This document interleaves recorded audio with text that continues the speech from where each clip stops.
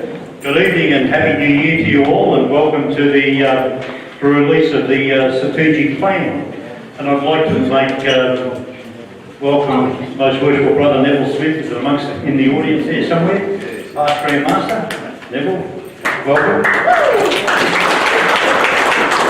And also I'd like to introduce our new CEO, Jane Cinnamons. That's it. Hello. That's Jane. Jane Sibley. That's right. And my colleague, And Jess Michelle. That's it. And also the one that's going to present the strategic plan is Peter Clark. Where's he gone? Oh, right there. Change these glasses. So without any further introductions, I'd like to hand over to Peter, who will start the evening's proceedings. Just before we do, anybody that hasn't been to this centre before, the toilets are just out here to the right. And in case of an emergency evacuation, we all have to meet out in the car park at the rear of the building of the shops out here. And when we're finished, there will be a light supper with coffee on that side, tea on this side, and we've got a light supper when we're finished. So welcome and thank you for your attendance here tonight. Peter.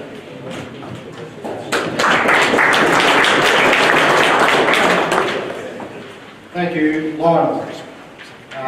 Reverend, thank you for your attendance. It's fantastic actually to see so many of you here.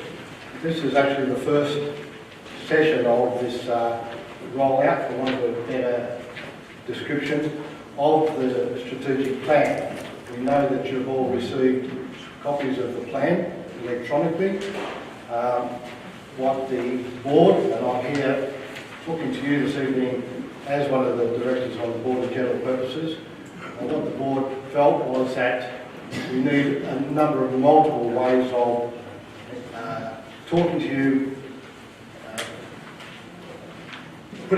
getting the plan out into the broader Masonic community, not just one method, because we are a bit short of time from the point of view of the necessity through our budgetary constraints and so on, our quarterly communications, in order to be able to get the necessary pieces of the puzzle put together in order to satisfy our program.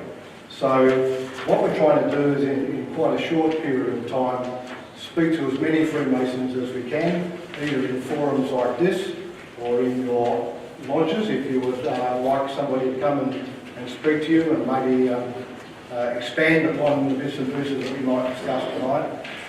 And you will be able to also click onto our webpage and so on and see some of the aspects of the strategic plan explained on there as well. Everybody would have received this document, which we're going to refer to in part tonight. Both myself and Jane are going to be talking to you about the document, and there is also going to be it shown on the screen. We're not going to go through it page by page, but just quickly, there is a message there from our Grand Master. As I said before, this document has been initiated by the Board of General Purposes. The difference that we're trying to do this time is that, as you all know, we've had strategic plans in the past. What's tended to happen has been the Grand Lodge strategic plan, and it has been presented to lodges without your input, without your consultation. Jane and the members of the board are endeavouring now to be a lot more transparent, a lot more open to your communication. And by doing that, we're giving you the opportunity. At this stage, this is still a draft plan, we're giving you the opportunity to have a look at it, make any comments, whether they be critical or otherwise, supportive, come up with any ideas that we may have omitted to think about. The plan itself is, this plan, one that we're putting before you, has been designed as a plan for the whole of our constitution for Victoria. So it's not one that's going to specifically target individual lodges or districts. It's a plan that's trying to cover off all the scenarios that might occur in city lodges, in regional centre lodges, and in the broader country lodges. Because you would understand that the mechanisms, the numbers in those different areas, those different lodges, require a different approach. And it's only the lodges themselves that will know best on how to incorporate the ideas in this plan to fit in with their own particular situation, their regional area, district area, or the city area, depending on where they reside. Everybody would have also received on the 6th of January a letter, an engage from Richard Elkington, or Richard had a part in that document, and he put forward some critical, we call them chilling facts. Just briefly, there was two that I'm highlighting. The average age of our organisation is 67 years of age. That's the average. Sorry? The average age is 67. The number of members who are 25 years or younger is 88. Our current membership at the moment is 9,400 and 35. So you can see that we've got a really lopsided membership as far as our age profile is concerned, and therefore that's reflected in probably the way we conduct our lodges and the way we go about doing our business as well. The risk, if we don't do something about this, and we've been talking about membership for a long time, if we don't do something about it, is that our organisation will become irrelevant in the community in just maybe the number of years that we can count on our fingers, or a bit longer. There's two main components we're trying to do as far as membership, and there's other aspects which Jane will cover off in the strategic plan, but I'm just trying to highlight this to you. The membership is in two components. There's the need to engage or to attract new members, and we all know that, and the lodges these days, we've been trying to do that, we've been working towards that for as long as I can remember in Freemasonry, and that's going back more than I care to remember really in some respects. The other part, which is just as important, and in some ways equally important, is to keep everybody who is currently a member of Freemasonry, keep them as members, keep them engaged as members. And what that might mean, and what we're putting forward to you in the strategic plan, is that lodges need to reassess, reevaluate what they can do on those two fronts. What they can do, and the plan, and Jane through the other aspects of the administration, are making things as easy as they possibly can, or going to, for us to engage new members, keep the new members, offer them a different scenario to the one that they've been offered in the last 10, 20 years. The other part is to try and make something that you need to, or your lodges need to do. How can we change our regular meeting night in the lodge in the south to keep our existing members, and in fact re-engage our existing members, re-engage you guys, make you more enthusiastic to come to lodge for whatever reason it might be. So that's the two levels we're talking about. What we're wanting to do as a result of tonight, as a result of the strategic plan, is for you to go back, and that's why it's so great to see how many people are here tonight. I want you to go back to your lodges and start these conversations in your lodges. Talk about this strategic plan, talk about what's in it, talk about what it might mean for Freemasonry Victoria, but what does it mean for this district and what does it mean for your lodge? What information, what ideas can you take out of this plan and apply it? First of all, at district level through your district coordinator. Secondly, within your lodge. On both those fronts, can we think up another way, a new way of introducing new members to your lodge? Can we think up a better way of engaging your existing membership and keeping them engaged, getting them to be more enthusiastic and wanting to come to every lodge meeting and not miss a lodge meeting, so that our membership stays as buoyant as it can possibly be. We want you to critique this plan. We want it to make it more relevant, either from a statewide point of view, a district point of view, or your lodge point of view. We want you to correct any errors and omissions that you might come up with other ideas. We want you to submit them. And we want you, as I said before, to consider how this plan relates to your lodge. We want you to create your own strategic plan. Lionel and the district are going to create their strategic plan in alignment with this one from a district point of view, so that we're all on the same page. We want to use this as the basis. Lionel will do that from a district point of view. We want the lodges to do the same thing from the lodge point of view, aligned with the district, aligned with this strategic plan. This is not a Grand Lodge strategic plan. This is not James' plan. This is not the Board of General Purposes plan. This is our plan. That's the most important thing that I can get through to you. We want ownership by everybody.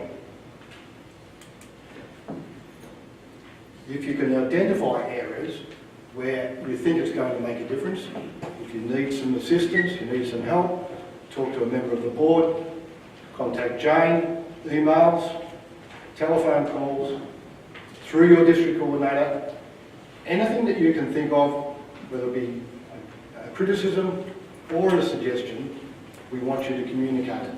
And there will be a questionnaire. Is that questionnaire going out electronically, a survey thing that we talked about? Yeah, there was a survey about. We'll get back to you that. There was a discussion about a survey. If it's possible, we might send it out to lodges and get you to send that back via a survey, but otherwise just drop us an email, as I said before. Brethren, I'm not going to continue anymore at this stage. We're hoping to have questions and answers and discussion with you afterwards. I'd now like to ask Jane to come up, and she's going to talk to you through the more detailed aspects of what this plan is about. Thank you.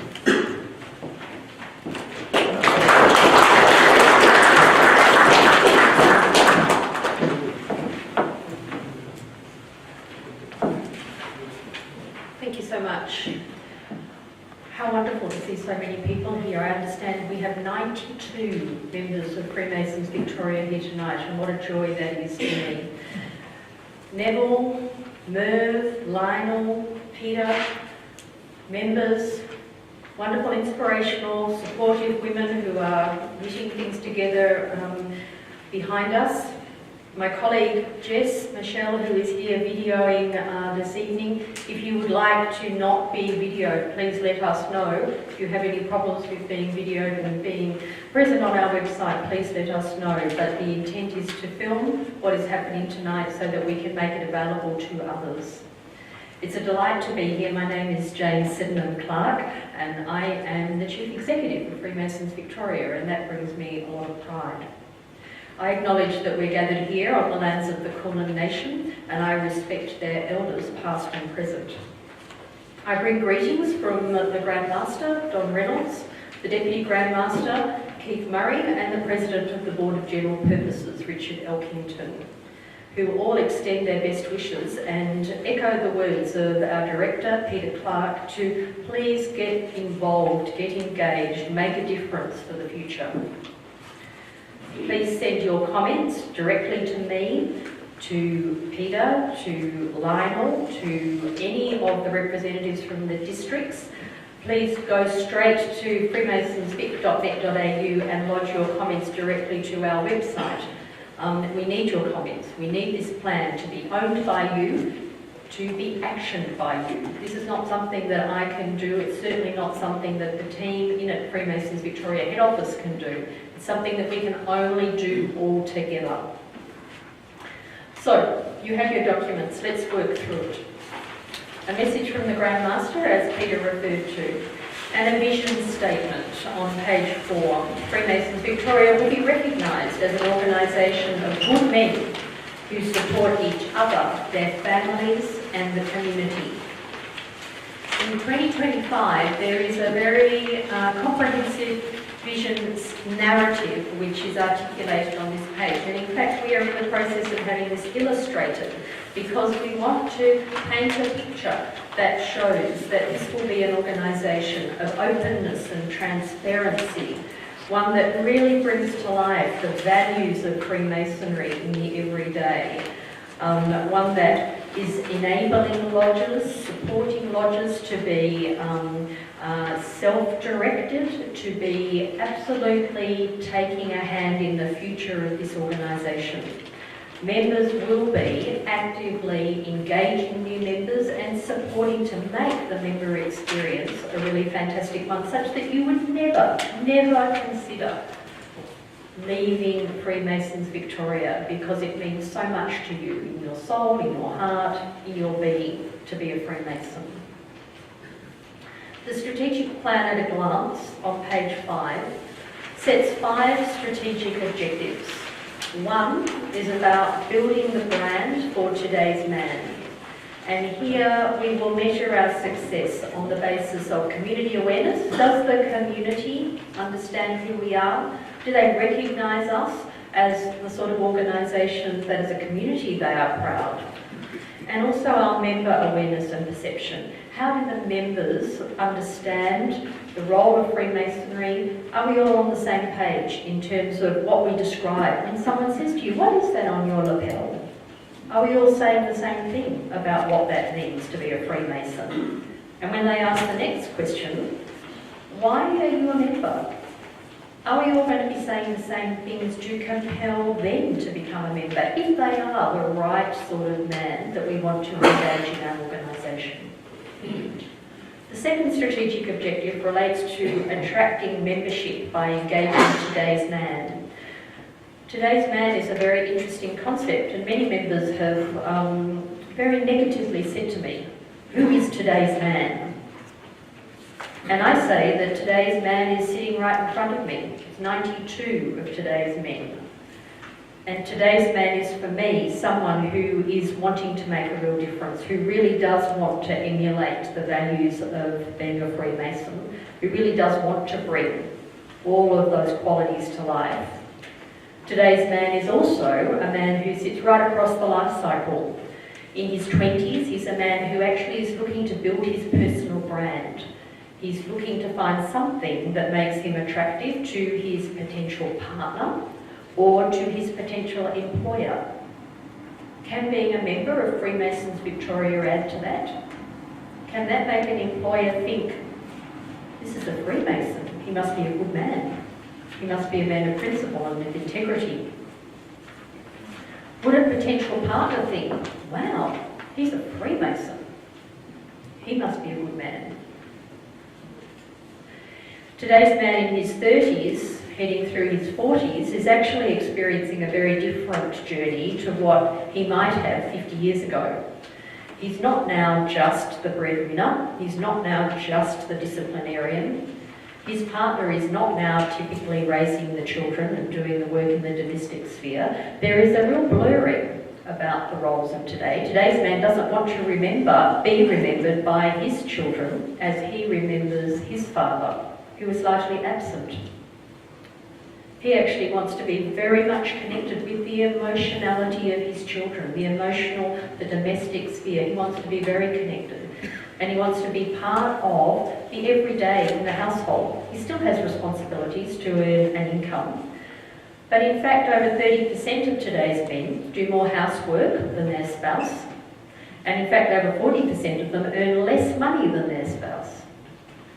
Being a man today in the 30s and 40s is a very different experience, and actually is quite challenging and conflicting. And it's at this time where we see rates of suicide significantly spiralling. Today in Australia, 8 Australians die every day from suicide, and 6 of them are men. And I argue that that is because being a man today is actually a more complex scenario. We know, the evidence shows us, that the whole medical system alone can't actually support the issues to do with suicide. It is social support and connectedness and feeling that you are cared for and that you're significant in other people's lives is what is the difference. And as I see it, I see a network of 254 lodges filled with brotherly love, ready to support each other, their community and their families. A perfect scenario to actually bring a different perspective and provide the nurturing that today's man in his 30s and 40s needs. As he moves into his 40s and 50s, it starts to get a little bit easier because typically his children have started to move on. He's not so anxious about the superannuation he doesn't have now, and he's starting to calm down in his career. He's starting to reflect a little bit about his life and how he might want to actually give back a little bit. And as he progresses into his 60s and beyond, he's actually really wanting to give back. He's wanting to support and provide mentoring. He's wanting to share all of the attributes that he's learned through his earlier parts of his life. And again, I think we provide a very rich environment for gentlemen as they move further into their life cycle to give back and to support and to nurture, to really add value. So as I see it, being relevant to today's man means bringing forward all of those attributes around brotherly love and around support and nurturing and all the things that we stand for. And I think we have a very significant value proposition in today's community as a consequence. The second strategic objective relates to attracting the membership, and we will be measuring that on the basis of member numbers. And if you move into the document and you look at page 9 of 14, you'll see some numbers, some metrics that start to actually specify what success will look like. In 2018, we're saying that success will look like 9,000 members. In 2020, 11,000 members. And in 2025, 15,000 members. Gentlemen, understand that at the moment our membership is at 9,435. Every year we are going backwards by the net of 700 members. If we don't start to do things differently, well inside the life cycle of this plan,